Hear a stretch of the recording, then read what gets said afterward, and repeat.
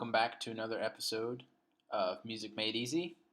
And today we're going to be talking about scheduling a practice routine. Let's get started, shall we? So, when I talk about practicing, there are three things that I like to start with. The first is to use a planner, the second is to work backwards, and the third is to work smarter. And I really believe in working smarter and not harder. There's a bunch of different things and practice tips that I'm going to teach you, and I hope you really take them to heart. It's something that I had to work on when I first started learning how to play music, and something that my teachers always told me to do is to work smarter, and I truly believe in that. But for starters, let's begin with using a planner.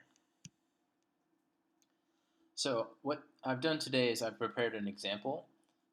So this is a scenario, and I would just like you to imagine you in this scenario. I'll read it aloud. It is the first week of November, and your band teacher just handed you the final piece you will need to practice before the winter recital. The piece is going to be called Christmas in the Kitchen.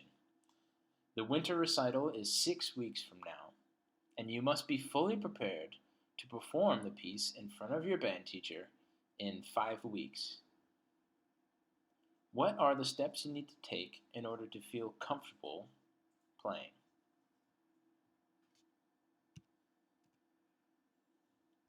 So we're going to use a planner, and we're going to work backwards. Okay? So a planner that I like to use, you can do a simple table on any type of Word document, or you can download a calendar from the internet, whatever you feel comfortable doing. So the one I've chosen will look something like this. Okay? I'll walk you through the certain steps.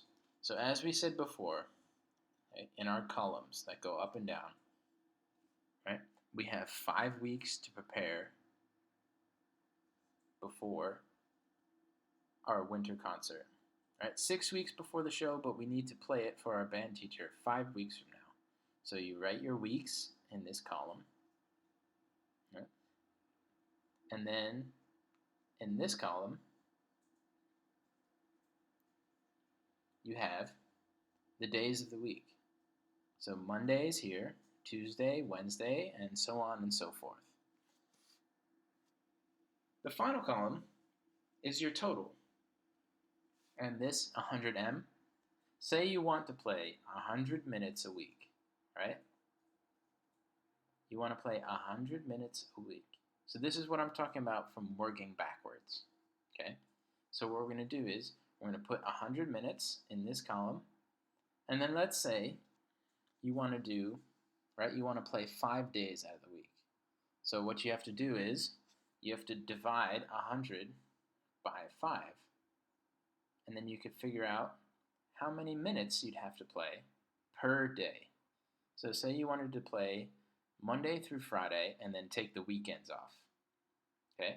You'd have to play 20 minutes a day in order to complete that 100-minute goal. Right? Say you're really, really busy on the weekdays, but you have a lot of time on the weekends to practice. Right? So you take your 100 minutes again, you're going to work backwards, right? And you're going to divide it by 2. So 100 divided by 2 is 50 minutes a day. But say you wanted to practice a full hour, a full 60 minutes on Saturday, right? That means that on Sunday you'd only have to practice 40 minutes. 60 plus 40 equals 100 minutes, right? So we're using a planner and working backwards. That way we could figure out how we can practice efficiently. Which brings us to my next point. We're going to work smart, right? We're going to work smarter when we practice. Here's an example. I spoke about this song in our last lesson. You could check it out. but here's the Christmas in the Kitchen song. And so what we're going to go through, okay, is figuring out what to play. Does everyone see this part in green? Okay, this is the main theme of our song from measure 5 to measure 13. Okay, now say that this is the easiest part, right? Say this is our easiest part. What we want to do, okay, is not play this part so much then, right? If you know it really, really well, you want to spend your practice time working on things that are difficult. All right, so for this example, let's say the really difficult part is over here, right? Measure 55 to the end, to measure 60. Say that's like the hardest part in the song.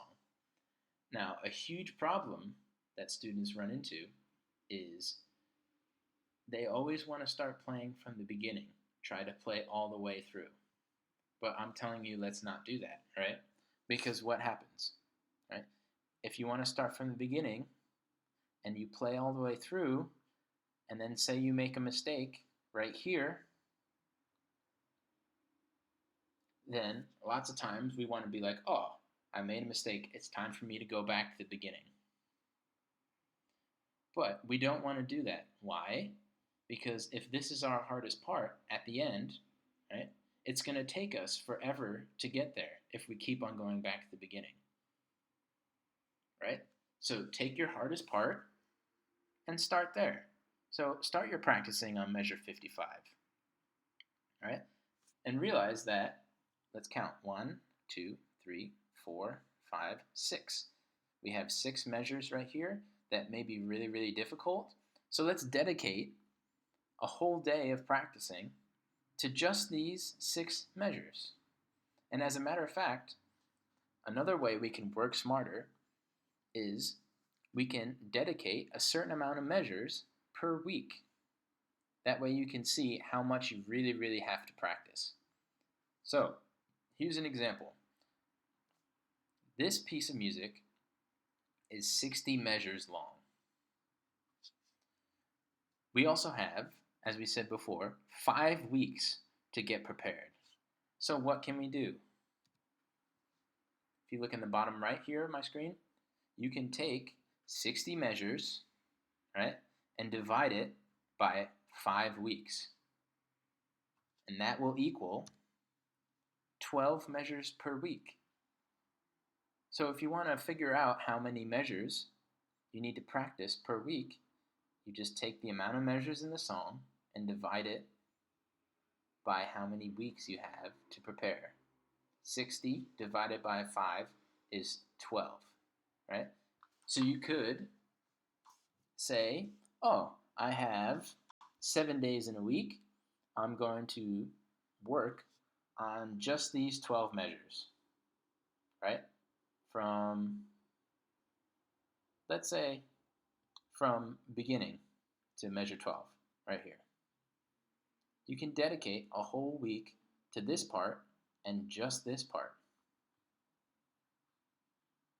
If you have 12 measures to play, right, and something's really, really difficult, I would also suggest taking it one measure at a time.